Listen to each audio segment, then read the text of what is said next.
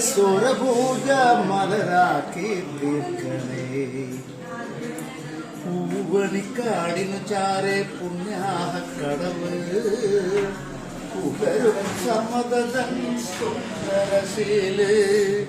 പൂവണിക്കാടിനു ചാരെ പുണ്യാഹക്കടവ് പുലരും സമതൻ സുന്ദരശീല്. സ്വാമിക്ക് പമ്പയൊരു പൂണൂലേയൻ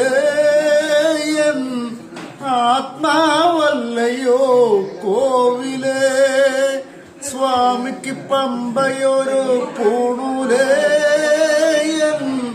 ആത്മാവല്ലയോ കോവിലേ.